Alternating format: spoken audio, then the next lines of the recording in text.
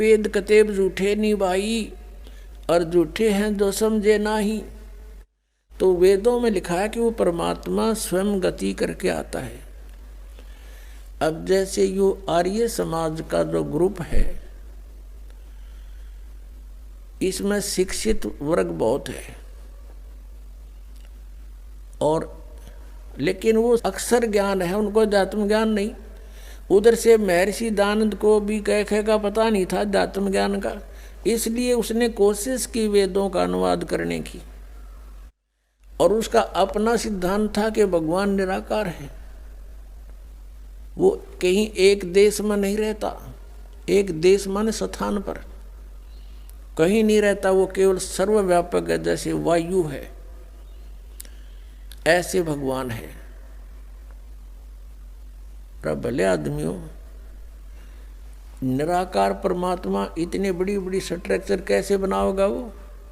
जैसे ही कोई नौके साकार कैसे बनाओगा, सुन लो साकार कैसे बनाओगा। साकार मनुष्य इंजीनियर है और जहाज बना दिया, हवाई जहाज, वायुयान बना दिया, समुद्री जहाज बना दिया, उसमें बैठ कर आराम से घूम रहा है और वो यान चल रहा है। निराकार कोई कारीगर बना के दिखाए दो, मरे बादशाह के बनाओगा, वो खख बनाओगा। तो ऐसे परमात्मा मनुष्य सदृश है, उनकी वो अमित ओजा है, उसकी शक्ति का कोई वार पार नहीं है, उनके वचन से सबको जो हो जाता है। जैसे आप हम देखा करते हैं जादूगर होते हैं, अपने मुख में एक छोटी सी गोली कंचा, इतना वो कंचा होता है, उस गोली को मुख में डालते हैं और थोड़ी देर में ओ करके इतना बड़ा मुस्कुल तो का डमू में तो पत्थर बना देते हैं, और नो पटक दे, पट्टा उठा के देख लो कति पत्थर है। तो उस जब एक जादूगर इतना कुछ कर सकता है, और वो तो परम जादूगर, वो तो सर्वशक्तिमान, एक वचन में सब कुछ कर दे। तो ऐसे ही उस परमात्मा की महिमा से हमने परिचित होना। उस परमात्मा ने, कहते हैं, एक शब्द में सब किया, सकल जमी आसमान, एक वचन में सब कुछ बना दिया। तो समर्थ है उसको, वो कुछ भी कर सकता है। तो वो जानकारी स्वयं ही आकर दी। अरे ये निराकार बताओ भगवान को, और वेद के साकार है, निराकार है, मनुष्य सदृश है वो। अपना आत्माओं, इसलिए परमात्मा कहा करते, मोती मुक्ता दर्शत नाही, ये जग है सब अंदरे, दिखत के तो नैन चश्म, इनका फिरा मोतिया बंदरे। ये दिख है विद्वान पुरुष, और महर्षि को हमें, इनका मोतिया बंद है। जिसका मोतिया बंद हो आँखों में, आँखें तो दिखाई देती हैं जैसे बड़ा स्वस्थ आँखें हैं, सब कुछ दिखता होगा, लेकिन वो नपट अंधा है जिसका मोतिया बंद हो गया दोनों आँखों में। तो परमात्मा कहते हैं कि तुमने ये महर्षि दिखाई दे हैं, गुरु ब्राह्मण दिखाई देते हैं, ये मंडलेश्वर, इनका मोतिया बंद हो रहा है, इन्हें अपने सदग्रंथों में लिखी हुई सच्चाई का नहीं पता, और फिर निराकार कहते। अब दिखाते हैं आपको परमात्मा की सारी स्थिति, देखिएगा। ऋग्वेद मंडल नंबर 9, ऋग्वेद मंडल नंबर 9 अब दिखाते हैं, और सूक्त नंबर 86। भगवान साकार है या निराकार है, वो कैसी लीला करता है। ये है ऋग्वेद मंडल नंबर 9, 10 इकट्ठा अनुवाद है। ये है सार्वदेशिक आर्य प्रतिनिधि सभा, महर्षि दानंद भवन, रामलीला मैदान, नई दिल्ली से ये प्रकाशित है। और ये मुद्रक है Prince offset printer, 1510, Pataudi house, Daryaganj, नई दिल्ली से ये छपा है, छापा खाना इसका ये। अब देखना, ये है ऋग्वेद मंडल नंबर 9 और सूक्त 86 का मंत्र नंबर 26।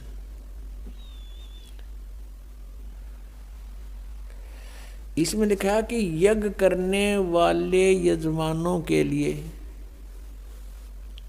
परमात्मा यज्ञ करने वाले माने धार्मिक अनुष्ठान यानी साधना करने वाले यजमान माने भक्तों के लिए परमात्मा सब रास्तों को सुगम करता हुआ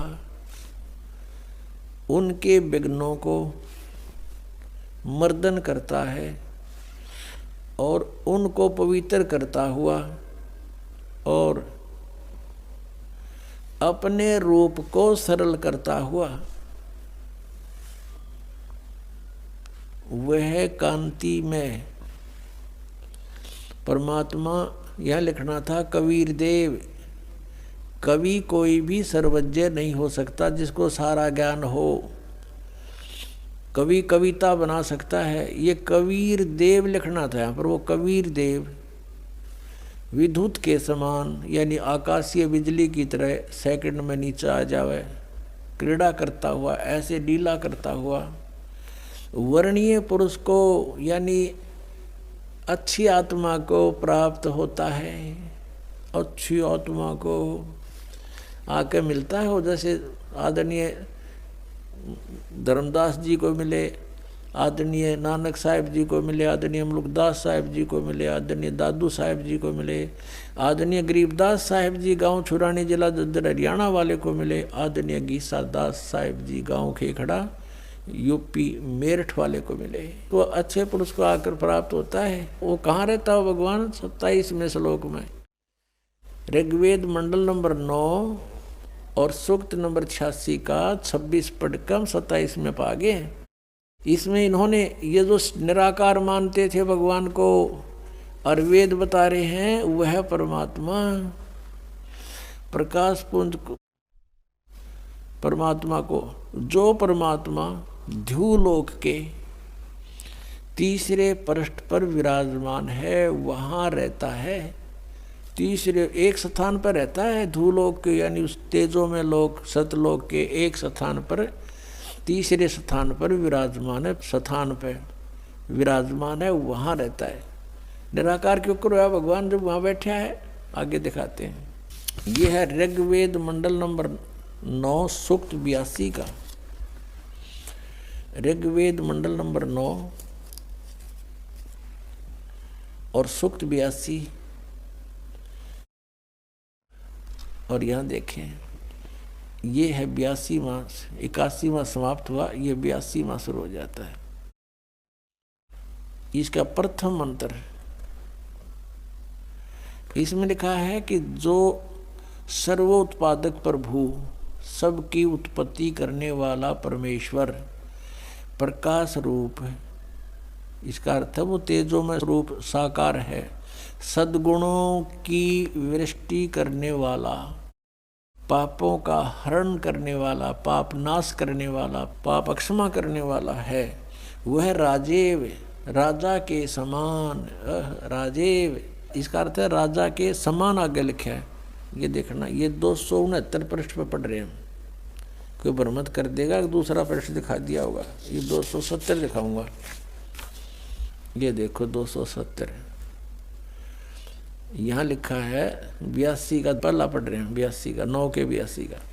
राजा के समान दर्शनीय है, वो देखने जोगा है, विजिबल है, वो साकार है। राजा की तरह तो मनुष्य जैसा ही हुआ। और वह पृथ्वी आदि लोक लोकांतरों के चारों ओर शब्दमान हो रहा है।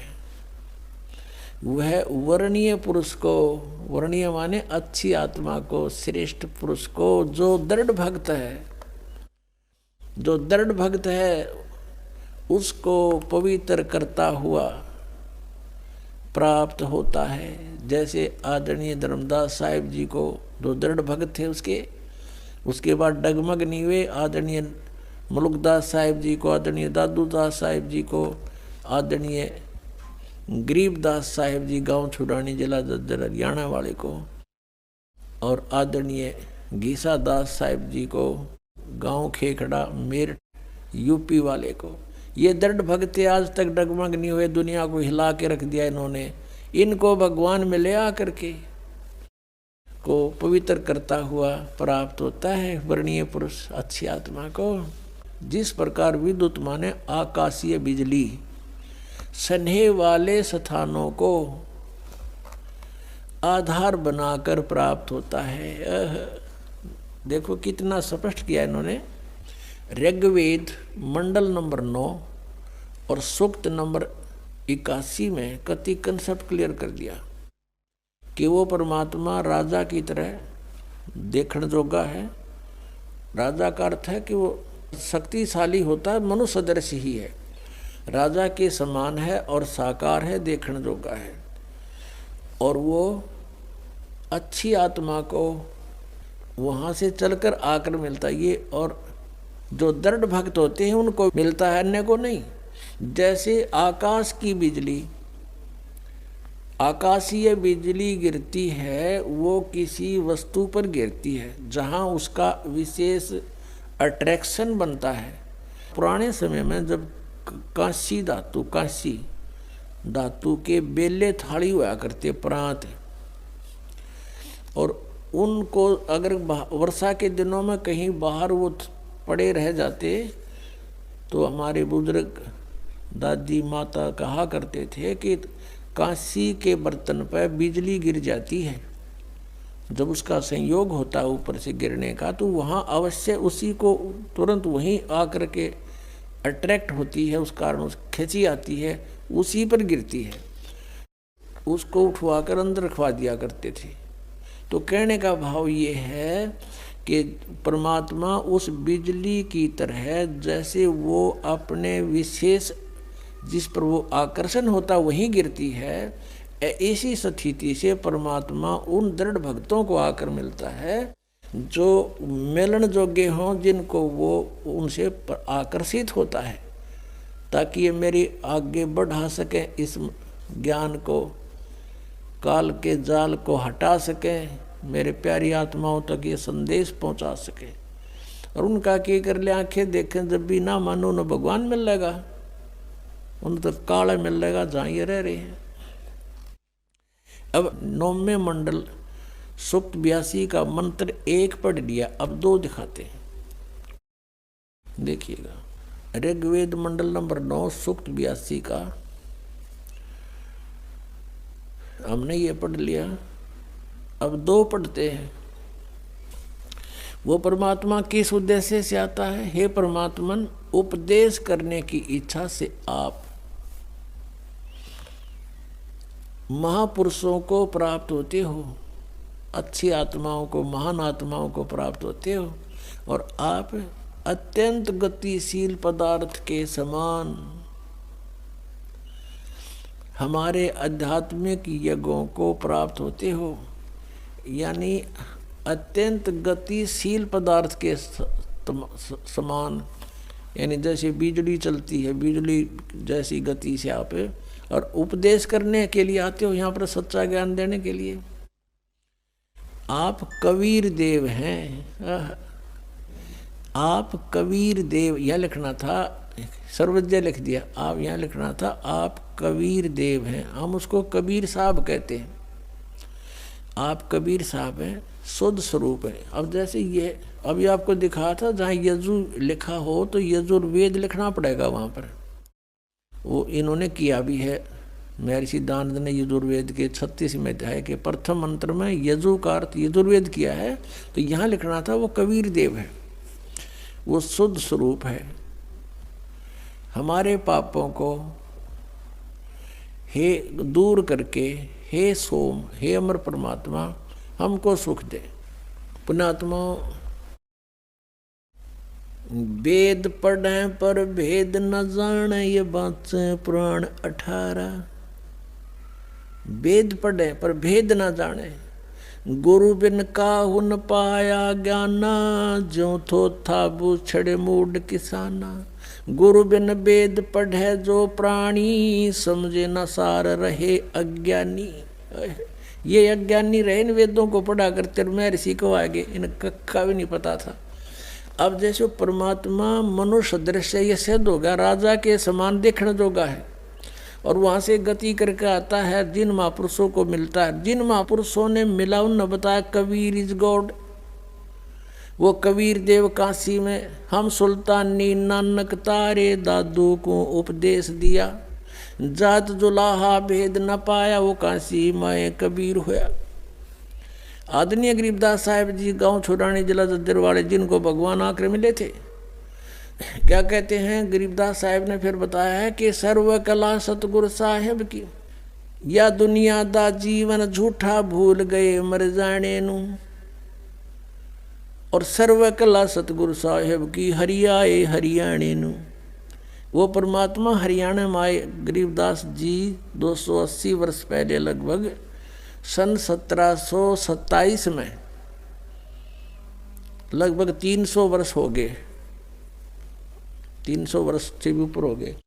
सन 1727 में परमात्मा आए थे, और सन 1866 में न सन 1966 में हरियाणा और पंजाब अलग हुए। जब हरियाणा क्षेत्र का नाम पड़ा था, यो हरियाणा प्रांत बना था, उससे भी कितने वर्ष पहले, 200-250 वर्ष पहले परमात्मा ने लिख दिया, बोल दिया था। गरीबदास साहिब जी ने कहा था कि हरि आए हरियाणे नू।